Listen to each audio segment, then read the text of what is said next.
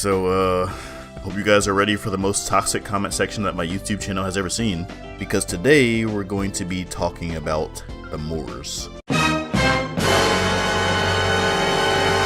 Yep, I know. I told you. So, who exactly were the Moors?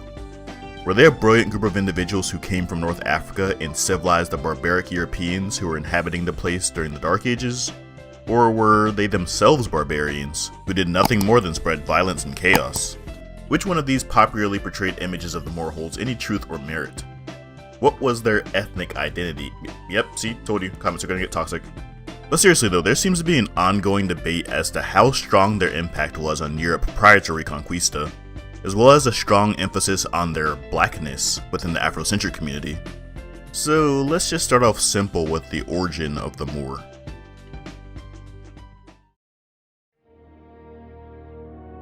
The word Moor has its origins in the Latin word Maurus, and was originally the name given to the inhabitants of the southern Roman province of Mauritania. Later on, the word would evolve into Moor in English and other European languages to denote Islamic peoples of North Africa, whom are typically of Arabic or Berber lineage. With that said, Moors don't belong to any one particular group, as Berbers are a diverse people who inhabit vast expanses of land, and an area larger than the contiguous United States, speak a multitude of languages, and come in all different colors of the rainbow. Not like the literal colors of the rainbow, but you get what I mean. This is due to thousands of years of trade, conquest, and migration through the region, from Europe, Asia, and Africa. This should be apparent in a simple Google search of Berbers, which will bring you images of people of Arabesque phenotypes, as well as people who are indistinguishable from Europeans, Sub-Saharan Africans, and everything in between. In a manner no different than Googling Americans and finding people of all different races and ethnicities. This is not only evident in today's Northern African populations, but also in depictions of them by European artists from ancient and medieval times. Perhaps the most famous Black Moor of Europe, and most widely depicted in their artwork, is Saint Maurice, a Roman soldier of Egyptian origin who was the patron saint of the Vatican's Swiss Guard. I knew that the Egyptians was black. See, that's proof right there. No, I'm not saying that all Egyptians were black, but I'm saying that you were just as likely to find black Egyptians within that region, or even white ones, for the same reason specified previously when I described Berbers. Anyway, born sometime in the 3rd century CE, he gained sainthood by refusing to comply with orders from Roman Emperor Maximian to sacrifice Christian rebels from the Gaulish army to Roman gods. As a result of this, he and his Theban legion were executed in the year 286 CE. Further evidence of his Moorish identity can be found not only in his obvious appearance or Egyptian origin, but his name itself, as the name Maurice is derived from the Latin Moris, which I covered earlier in the video, which of course later evolved into the word Moor.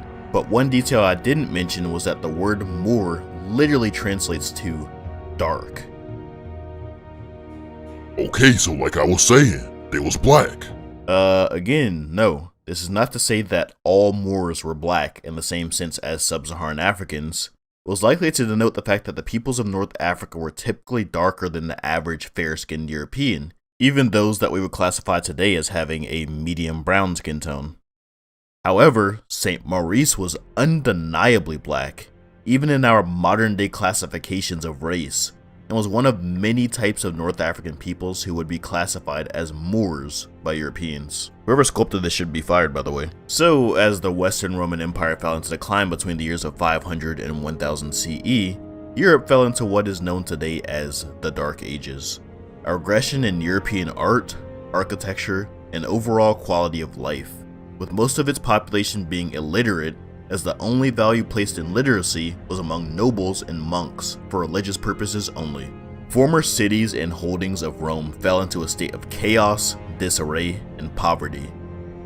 Rome's southern provinces, however, remained largely intact and even thrived, as this period coincided with the birth of Islam.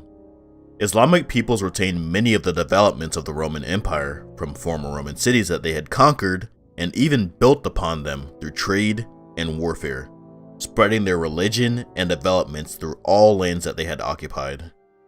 Within a century, they had conquered virtually all cities of the Maghreb through a chain reaction of movements, perhaps most famous of these being the Almoravid dynasty. The Almoravids would move into the devolved Visigothic kingdom of Spain in 1086, conquering virtually all of the Iberian Peninsula by force, before being stopped in their tracks by the Franks. And just to be clear, the Almoravids were not the first Muslims to invade Spain, as the region had already been conquered by the Umayyad dynasty 375 years prior in 711 CE. For the next 700 years, a series of Islamic states reigned over the region, which the Arabs called Al-Andalus, or Land of the Vandals, a name which would later become corrupted to Andalusia by the Spanish. These Islamic strangers had a strong impact on European art, architecture, and science, bringing new crops such as oranges, rice, avocados, and bananas, while also introducing new or forgotten technologies such as water wheels. 10th century Arabic writers of the time described the indigenous Iberian peoples as living in wooden hovels as they trod upon straw, while the Moorish Cordova Caliphate was described as living in a fortified town surrounded by massive stone walls and very fine streets. Many of the structures from the Moors can still be viewed to present day.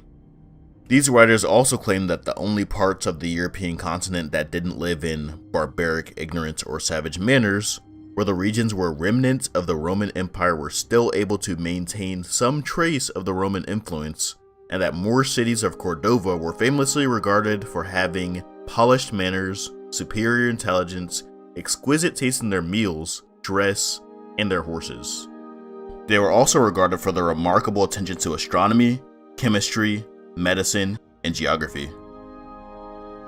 In fact, European rulers of the time were punishing individuals for intellectual progress, blinded and confused by practices that seemed ungodly, such as the association of astrology with astronomy.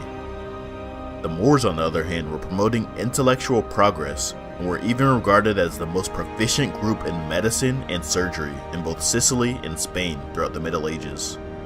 In 1492, after years of conflict, a collective force of Catholic kings finally drove the Muslims out of Europe for good, destroying much of what they had built or converting the structures into churches, all the while burning several centuries worth of books and knowledge that had accumulated during the time of Moorish rule.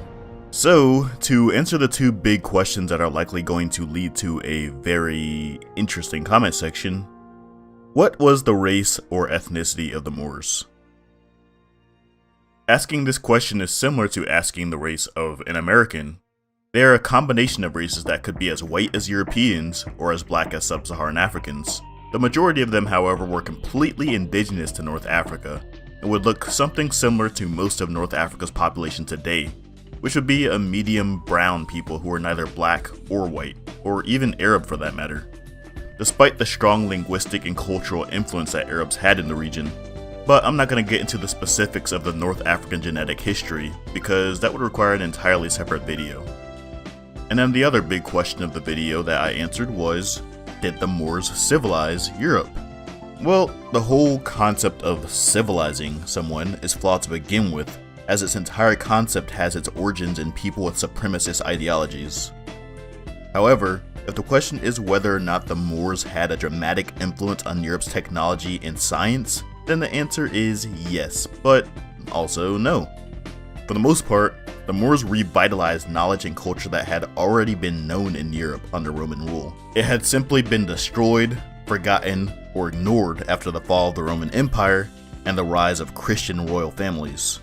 However, some new crops, ideas, and innovations were brought to Europe by the Moors. In general, the Moors did have a dramatic effect on bringing Europe out of its dark ages and directly influenced the continent's future cultural transitions and technological breakthroughs. Thanks for watching, guys.